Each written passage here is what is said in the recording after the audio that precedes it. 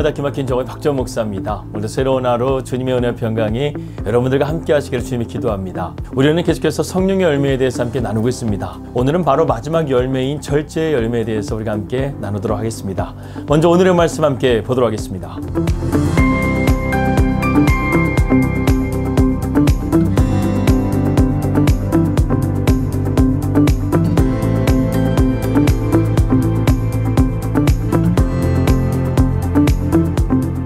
인간의 삶 중에는 다양한 덕목들이 있습니다. 그중 절제라는 것은 자신을 바꾸어가는 최고의 덕목이라고 할 수 있습니다. 그러나 절제하지 못하게 되면 어떤 일이 일어날까요? 한 나라가 탐욕에 가득 차게 되면 전쟁이 일어나고 한 개인이 욕심에 가득 차게 되면 인생이 무너지게 되어져 있습니다. 이처럼 인간의 욕망은 위험한 것인데 오늘날 많은 사람들이 마치 멈출 수 없는 폭주 기관차처럼 이러한 욕망에 의해서 달려가고 있습니다.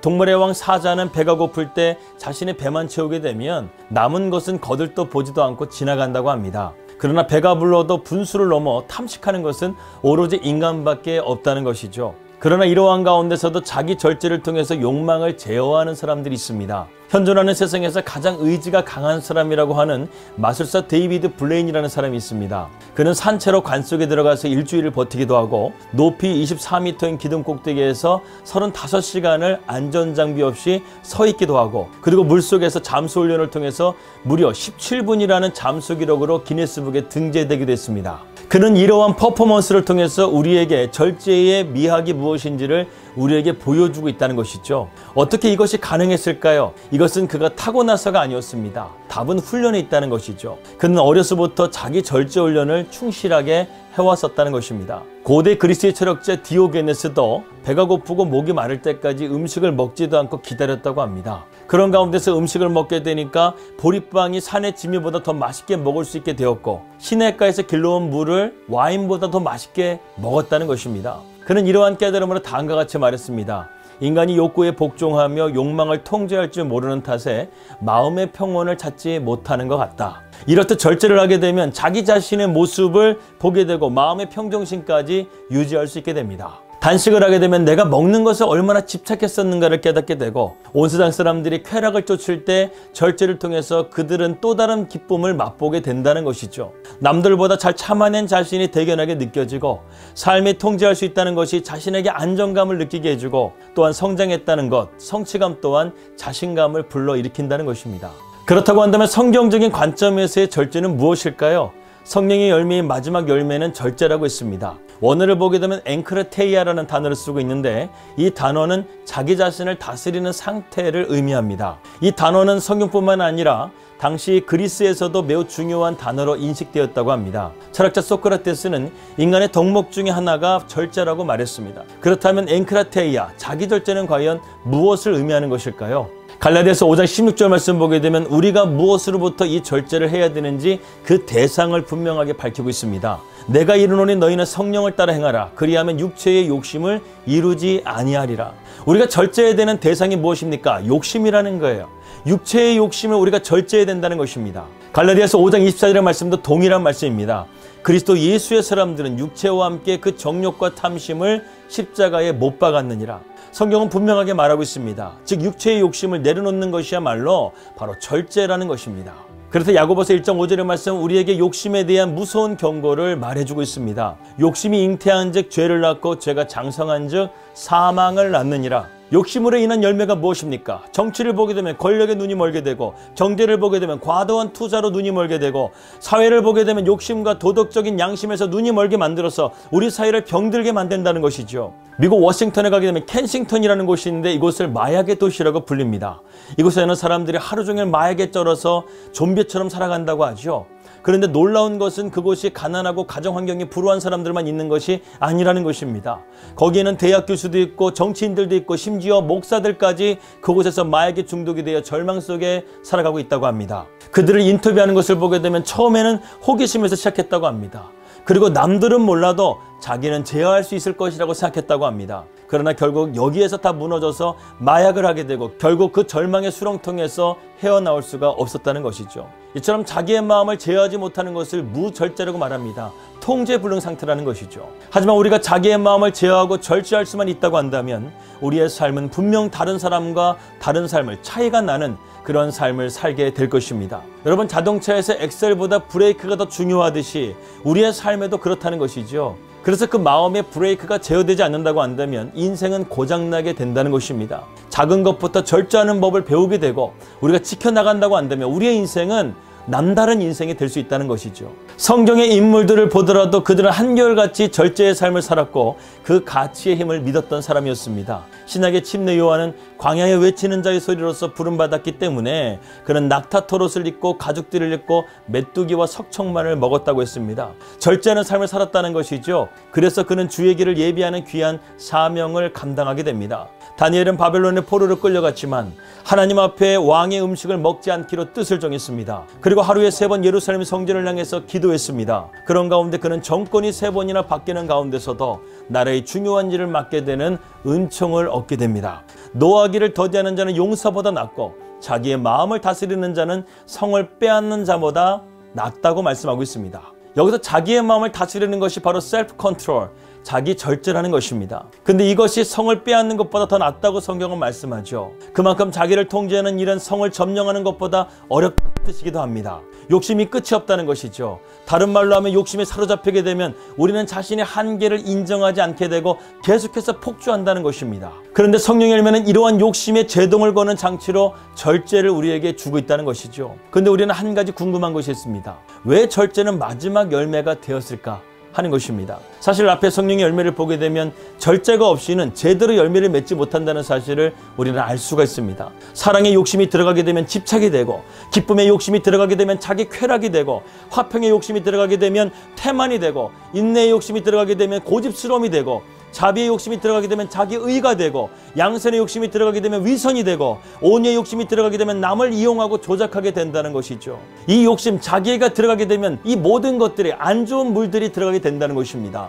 그래서 성령의 열매의 마지막 열매인 절제 열매는 다른 사람을 위한 것이 아닌 바로 나를 위한 열매라고 할 수 있습니다. 절제는 내 욕심으로부터 나를 다스림이라고 할 수 있습니다. 그렇다고 한다면 성경에서 말하고 있는 육체의 욕심은 과연 무엇일까요? 요한일서 2장 16절 말씀에 사도 요한은 욕심을 3가지로 정의하고 있습니다. 이는 세상에 있는 모든 것이 육신의 정욕과 안목의 정욕과 이생의 자랑이니 다 아버지께로부터 온 것이 아니요 세상으로부터 온 것이라. 첫째는 육체의 정욕이라는 것입니다. 이것은 우리의 탐욕과 욕심을 말하는 것입니다. 두 번째는 안목의 정욕입니다. 이것은 내가 눈으로 갖기를 원하는 탐심을 말하는 것입니다.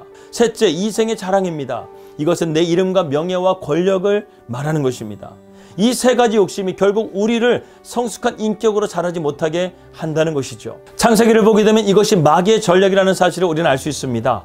창세기에서 사탄 마귀는 하와를 유혹할 때 선악과를 어떻게 보이도록 했습니까? 3장 6절 말씀입니다.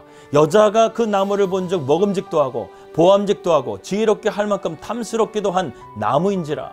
여자가 그 열매를 따먹고 자기와 함께 있는 남편에게도 주매 그도 먹은지라. 여기서 먹음직스럽기도 하고 이것은 무엇을 말합니까? 육체의 정욕을 말하는 거예요. 보암직스럽기도 하고 이것은 안목의 정욕을 말하는 거예요. 지혜롭게 할 만큼 탐스럽다고 한 것은 이생의 자랑을 말하는 것입니다. 그리고 마귀는 예수님을 시험할 때도 이 3가지의 방법으로 시험했습니다. 돌이 떡이 되게 하라는 것은 육체의 욕심을 뜻하죠. 모든 영광을 보여주고 저라면 다 주겠다고 한 것은 안목의 정욕을 뜻합니다. 그리고 높은 곳에서 뛰어내리라고 한 것은 이생의 자랑을 말합니다. 이것은 마귀의 전략이라는 것이죠. 그런데 우리는 이것을 모르고 세상 가운데서 마귀의 종로를 타면서 살아가고 있다는 것입니다. 이러한 욕심은 결국 죄를 낳고 죄는 결국 사망을 낳게 된다는 것이죠. 욕심의 문제는 바로 우리 모두에게 있습니다. 그런데 이것은 우리 자신의 힘으로는 통제가 안 된다는 것이죠. 우리의 힘으로는 이 욕심을 어떻게든 이길 수가 없습니다. 그래서 절제의 열매가 필요하다는 것이죠. 성령의 능력으로 우리는 나를 다스리는 능력인 이 절제의 열매를 맺을 수가 있다는 것입니다. 먼저 우리가 이러한 절제의 열매를 맺기 위해서는 자기 자신을 내려놓아야 합니다. 에베소서 4장 22절 말씀입니다. 너희는 유혹의 욕심을 따라 썩어져가는 구습을 따르는 옛사람을 벗어버리라는 거예요. 여기서 바울은 욕심의 옛사람을 벗어버리라고 말씀하고 있습니다. 새 옷을 입으라는 것이죠. 또한 갈라디아서 5장 16절 말씀에 우리가 절제하기 위해서는 성령을 따라 행해야 된다고 말씀하고 있습니다. 2가지를 말합니다. 첫 번째는 자기 자신을 내려놓는 것, 두 번째는 성령의 다스리심을 받는 것입니다. 갈라디아서 5장 24절과 25절에도 이렇게 말씀하고 있습니다. 그리스도 예수의 사람들은 육체와 함께 그 정욕과 탐심을 십자가에 못 박았느니라. 만약 우리가 성령으로 살면 또한 성령으로 행할지라고 했습니다. 절제가 우리의 신앙생활에 유익이 되는 가장 큰 이유는 바로 우리의 삶에 균형을 맞추어 주기 때문에 그렇습니다. 여기서 말하는 균형은 적절함을 말하는 것이 아니에요. 바로 하나님의 뜻대로 잘 균형을 맞춰가는 것입니다. 그래서 하나님이 주시는 것으로 만족해하고 하나님의 뜻대로 순종하고 그분께 온전히 맡기는 신뢰의 삶이야말로 우리가 성경이 말하는 절제의 열매를 맺게 된다는 것입니다. 그래서 절제는 내 힘을 할 수 있는 것이 아닙니다. 성령의 다스리심이 있어야 된다는 것이죠. 단순히 훈련만으로 이루어지는 것이 아닙니다. 성령의 충만하심에 나를 맡기는 것, 내 욕심을 내려놓는 것, 그 다스리심이 우리 안에 있어야 된다는 것이죠. 그리고 끝으로 하나님께서 우리에게 절제를 주시는 이유를 한번 생각해 보도록 하겠습니다. 하나님께서 우리에게 절제를 주신 이유가 무엇일까요? 우리의 환경적인 것과 내면적인 것만을 바르게 하기 위해서, 우리가 건강하기 위해서 절제가 필요한 것일까요? 그것 이상이 담겨져 있다는 것입니다. 정말 중요한 것이 있어요. 그것은 바로 절제는 하나님과 우리가 교제하기 위함이라는 것입니다. 베드로전서 1장에는 신의 성품이라고 말하는 경건의 목록이 나오게 됩니다. 이로써 보배롭고 지극히 큰 약속을 우리에게 주사 이 약속으로 말미암아 너희가 정욕 때문에 세상에서 썩어질 것을 피하여 신성한 성품에 참여하는 자가 되게 하려 하셨느니라. 그러므로 너희가 더욱 힘써 너희 믿음의 덕을, 덕의 지식을, 지식의 절제를, 절제의 인내를, 인내의 경건을, 경건의 형제 우애를, 형제 우애의 사랑을 더하라는 것입니다. 여기에 나오는 신의 성품에도 절제가 있다는 것이죠. 우리가 하나님과의 교제에 참여하기 위해서는 이 절제라는 열매가 필요하다는 것입니다. 우리가 신앙생활 속에서 절제하고 경건의 삶을 살고 거룩하게 믿음으로 살아간다고 한다면 우리는 하나님과 교제하고 영원한 나라에 들어갈 수가 있게 된다는 것이죠. 또한 사도 바울은 신앙을 경주에 비유하면서 이기고자 하는 사람은 모든 일에 절제하는 것처럼 신앙의 삶도 모든 일에 절제해야 된다고 권면하고 있습니다. 그러면서 자기 자신도 복음을 땅끝까지 전하기 위해서 자기 몸을 쳐 복종했다고 말씀하죠. 그래서 바울의 후반부의 사역을 보면 바울은 복음을 위해 철저하게 자기 자신을 절제하고 사명을 감당하는 것을 보게 됩니다. 이처럼 절제는 성령의 열매요, 우리 삶 가운데 가장 중요한 열매라는 것입니다. 성경에는 절제하지 못해서 패망한 자들이 소개되고 있습니다. 여호수아 시대의 아간과 같은 사람이 있습니다. 엘리야 시대 때 탐욕에 눈이 멀은 사환 게하시가 있었습니다. 초대교회 당시에 얼마의 재산을 숨겼던 아나니아와 삽비라가 있었습니다.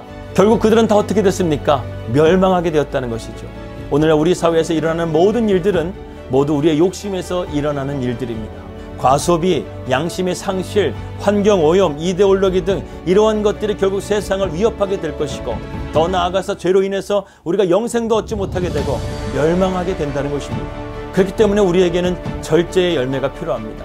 그런데 이 열매는 성령의 열매이기 때문에 성령의 역사하심을 통해서 우리가 받을 수가 있다는 것이죠. 우리가 절제하지 못하고 그저 내 욕심대로 살아가고 있다고 한다면 그것은 성령께서 우리 안에 계시지 않은 증거라고 할 수 있습니다. 이제 우리는 성령께서 오셔서 우리의 욕망을 다스려 주시기를 위해서 기도할 수 있기를 바랍니다. 절제되지 않은 신앙은 바른 신앙이라고 할 수가 없습니다. 우리가 하나님을 믿고 예수 그리스도를 따른다고 한다면 이 땅에 속한 모든 욕심을 버려야 하고 그리고 새로운 가치인 하나님의 나라를 바라보고 나가야 되겠습니다. 이 절제는 하나님과 교제하는 첩경이며 동시에 이웃과 사귐을 이루는 길이라고 할 수 있습니다. 절제는 또한 자연을 살리는 길이라고 할 수 있습니다. 따라서 우리가 절제의 생활에 성공할 수만 있다고 한다면 하나님과 이웃과 자연과 더불어 진정한 코이노니아를 회복할 수가 있게 되는 것입니다. 그것이 바로 하나님의 나라의 완성인 것입니다. 지금까지 우리는 성령의 9가지 열매에 대해서 함께 나누었습니다. 성령의 열매는 바로 하나님의 성품이라고 할 수 있어요. 우리가 이 말씀을 깊이 새기고 순종해서 우리의 삶이 하나님의 성품으로 아름답고 풍성한 그러한 복된 열매를 맺을 수 있는 우리 사랑하는 날마다 기막힌 정원 식구들 될 수 있기를 주님의 이름으로 기도합니다. 기도하겠습니다. 하나님 아버지 감사합니다. 오늘 우리가 이렇게 절제의 열매를 통해서 하나님의 성품에 참여할 수 있는 그러한 자리로 한 걸음 더욱더 나아갈 수 있도록 인도하여 주시옵소서. 성령의 9가지 열매를 통해서 우리가 하나님의 성품을 닮아가고 예수님을 닮아가는 우리 날마다 기막힌 종교 식구들이 될 수 있도록 인도하여 주시옵소서. 그래서 우리의 삶이 정말 세상 가운데서 빛과 소금의 역할을 감당하는 그리스도의 복음의 일꾼들이 다 될 수 있도록 주님께서 인도하여 주시옵소서. 예수님의 이름으로 기도하였습니다. 아멘. 성령의 열매를 통해서 우리가 더욱더 성숙한 그리스도인들이 될 수 있기를 주님의 이름으로 축원합니다. 평안한 주말 되시고요. 저는 다음 주 월요일 날 찾아뵙도록 하겠습니다. 우리 믿음으로 승리합시다. 할렐루야.